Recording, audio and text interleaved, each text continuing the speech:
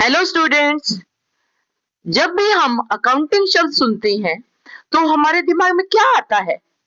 बड़ी बड़ी companies, chartered accountants और लैपटॉप्स पर काम करते हुए लोग, है ना? लेकिन क्या अकाउंटिंग सिर्फ बड़े बिजनेस तक सीमित है? बिल्कुल नहीं। अकाउंटिंग तो हमारी डेली लाइफ का एक बहुत बड़ा इम्पोर्टेंट हिस्सा है। मैं हूं डॉक्टर रीटा अरोड़ा। आज मैं आपको कुछ रियल एग्जांपल्स के साथ अकाउंटिंग के बारे में बताऊंगी कि आपको पता लगे कि अकाउंटिंग क्या होती है। देखिए, पेड़ की छांव में बैठा ये दूध वाला अपना रोज का रिकॉर्ड लिख रहा है।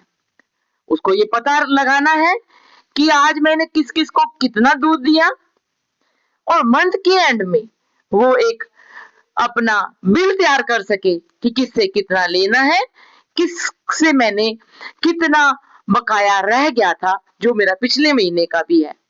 यही है बेसिक अकाउंटिंग। अब इस वेजिटेबल सेलर को देखिए, हर कस्टमर के साथ लेन देन के बाद वह अपनी डायरी में एंट्री कर रहा है। क्यों? ताकि उसे याद रहे कि आज कितनी सेल्स हुई और किस किस को उधार दिया। अकाउंटिंग सिर्फ बिजनेस में ही नहीं होती।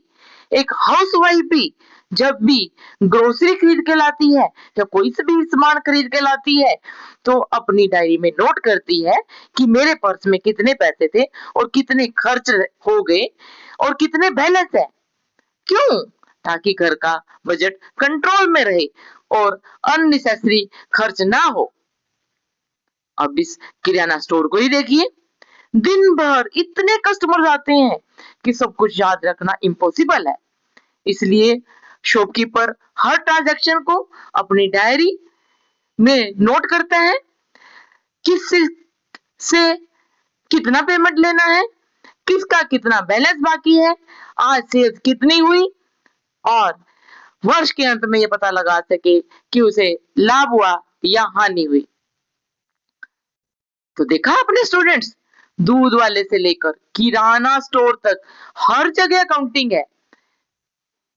कॉमर्स की लैंग्वेज में accounting is the art of recording, classifying and summarising financial transactions. Means accounting वित्तीय लेन देन को सही तरीके से दर्ज करने की प्रक्रिया है। अगर आप इन छोटे एग्जांपल्स को बड़े लेवल पर लागू करते हैं तो वही बन जाती है प्रोफेशनल अकाउंटिंग। अब आपको समझ आ गया होगा कि अकाउंटिंग क्या है और क्यों जरूरी है। अगर आप ऐसे ही प्रैक्टिकल तरीके से कंसेप्ट सीखना चाहते हैं तो चैनल को सब्सक्राइब जरूर करें। मिलते हैं अगले वीडियो में। Thank you for watching.